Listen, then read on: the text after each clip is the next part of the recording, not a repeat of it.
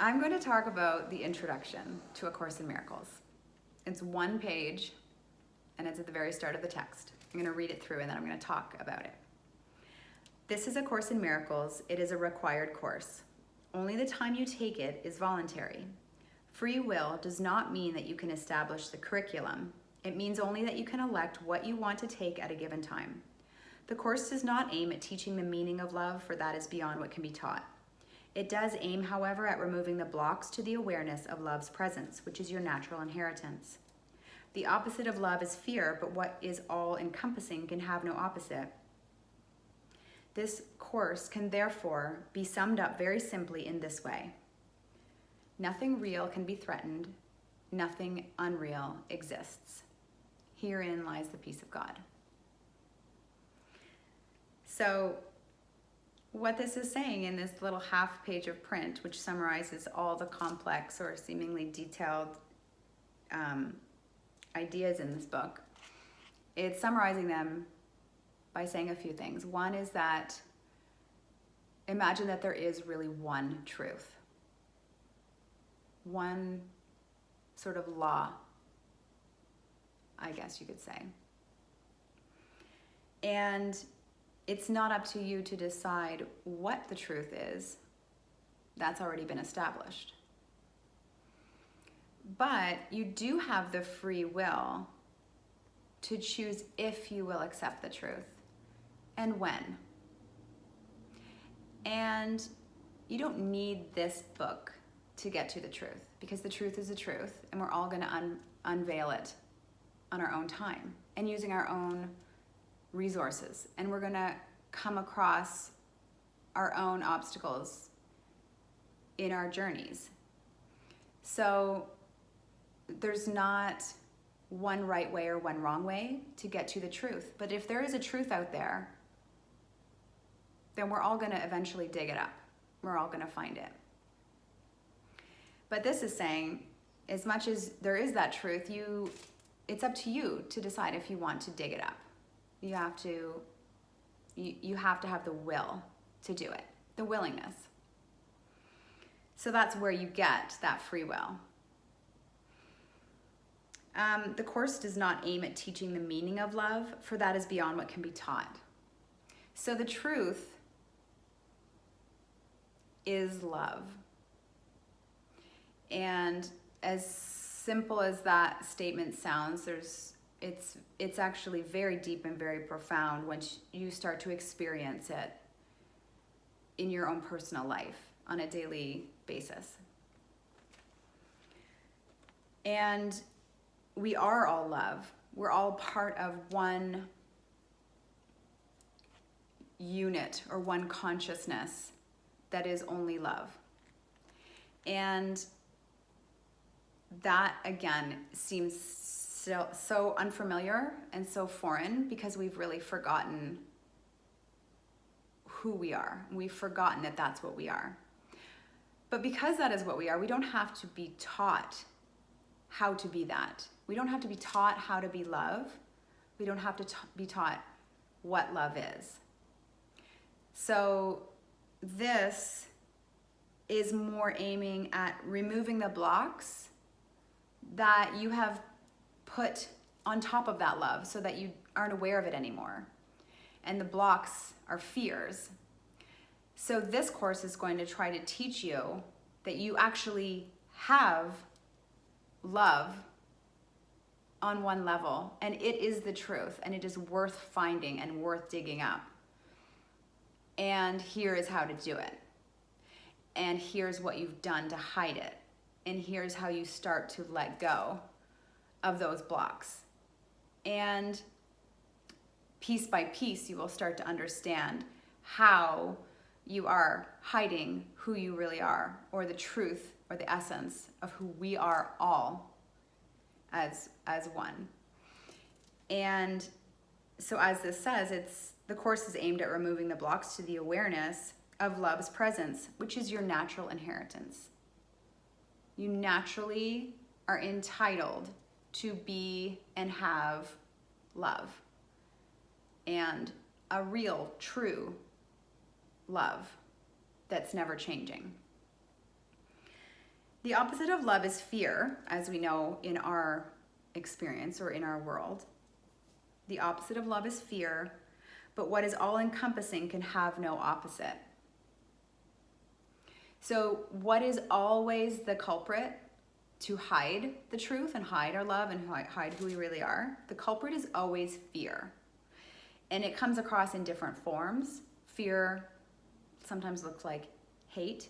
Sometimes it looks like guilt. Sometimes it looks like envy. Sometimes it looks like depression. Sometimes it looks like anxiety. Sometimes it's rage. But fear is the culprit always. And the fear that we hold in our mind is what's always going to cover up the true peace that we have within us, ready to be unveiled at any time. And the Course can be summed up very simply in this way: nothing real can be threatened, nothing unreal exists. So this starts a conversation right off the bat, and the conversation is about what is real and what is not real. And again, just going back to the idea that there is a truth, and if there's a truth, then there is something that is real. And then there's also something that is not real. There are things that are real and there are things that are not real. And how do you decipher between the two? Because that's half the battle. Finding out what is real so that you know what to embrace, and finding out what is not real or unreal so that you can understand, you can let go of those or not value them anymore. And in this line, nothing real can be threatened. That's a good indicator right away about what is real. Anything that you know that can start or stop, that can be destroyed or created for that matter, anything that can be threatened is unreal. And I started thinking about it in terms of almost having two buckets. There's a bucket over here, and everything you can think of can fit in one of these two buckets. One bucket is what is real, and the other bucket is what is unreal. And anything you can think of, you can start to say, well, does it go in the bucket that is unreal or the bucket that is real? So can it be destroyed? Can it be threatened? Well, everything in the world can be threatened. It can be physically threatened. It can come, it can go. It's not eternal. If it's not eternal, it goes in this bucket. The whole world goes in this bucket. My body, which has a beginning and an end, even in space, it physically starts and stops. Even my body, it can be threatened. It can be destroyed. Even my body goes in this bucket. There's a spirit inside me that can never be destroyed. It can never be threatened. No matter what is done, no matter what is said, I have an essence that can never be destroyed. That goes in this bucket. That goes in the truth. Everything else, that bucket. This is a really big concept, and it has to be reviewed over and over and over again, because we, all of us, subscribe to the idea that the world is real. That's how we're here. We think that this body is who we are. We think we're our body and our story in this body, and our life in this body, and our job in this body. That's what we think is real.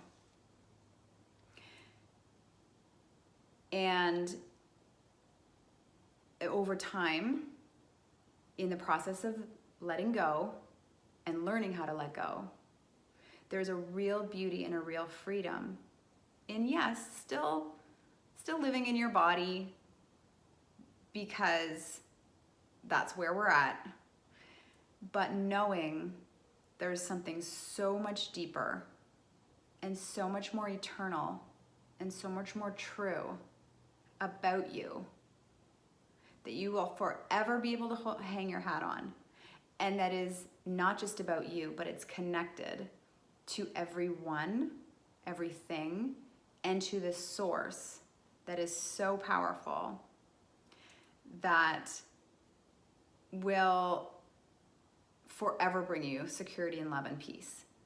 This book is about bringing you peace of mind, and there's nothing that delivers peace of mind more than knowing that there's a part of you that will never ever be destroyed, and that is so happy and joyful and beautiful and safe that it can never be threatened.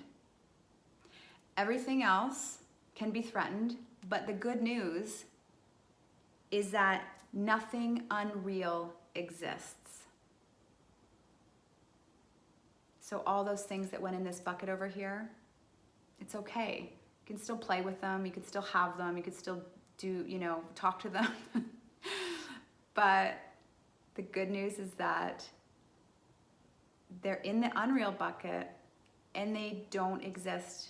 We can start to detach from them. We're so focused, all of us are so focused on this bucket over here. We spend all of our lives focused on this bucket of what we think is real. Everything in the world. Managing it, organizing it, climbing the ladders in our workplaces. We spend all of our lives trying to focus on this bucket. And you get to now learn, and don't be afraid of this, although there might be some fear coming up, or your ego inside you might be starting to get agitated or feel anxious or feel afraid or feel like turning this video off. But it's actually good news to know that this bucket over here doesn't need your attention. What needs your attention is understanding that you get to let go of your attachment to that bucket. These things aren't even real. So we spend all our lives focusing on them, and the reality is actually over here. So that might have cracked open just a little tiny opportunity for you to ponder these ideas. It might have shut you right down, and your ego kind of felt like that was too much. And that happens all the time when you're learning this information. The ego does feel threatened, and it doesn't want to accept a lot of this information.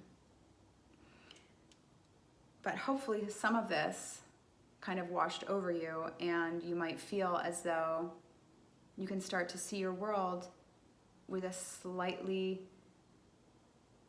different mindset, just maybe a little bit more open-minded, that things aren't exactly what you thought they were all along and what all people think that it is.